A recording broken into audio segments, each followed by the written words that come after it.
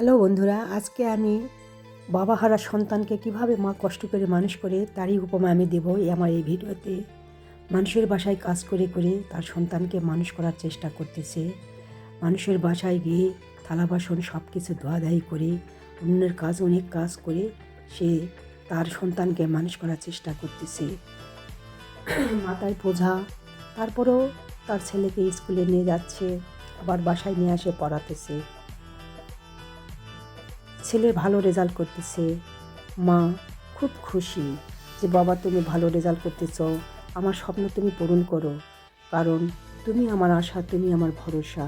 এ ছেলের পরীক্ষা রেজাল্ট বাড়াইছে, ছেলেকে বুকে ধরে সে বলতেছে যে বাবা আমি এতদিন যে কষ্ট করছি সাফল্য হয়েছে, আজ ছেলে বড় হয়ে গেল, চাকরিতে চলে গেল।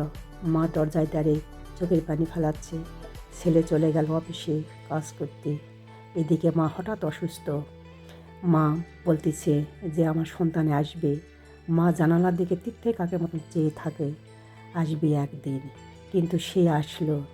মা শেষ চোখ বন্ধ করার আগেই তার সন্তানকে একটু দেখতে চায়, কিন্তু না, অফিসের বসের সঙ্গে তার ছেলের গণ্ডগোল হচ্ছে। এই সব কিছু ফেলে দিয়ে তার ছেলে চলে আসলো। আদতেই কি মাকে দেখতে পাবে, না লাশের সাথে দেখা হবে? ঠিক তাই হলো। তার মায়ের সঙ্গে দেখা না হয়ে তার লাশের সঙ্গে দেখা হয়েছে।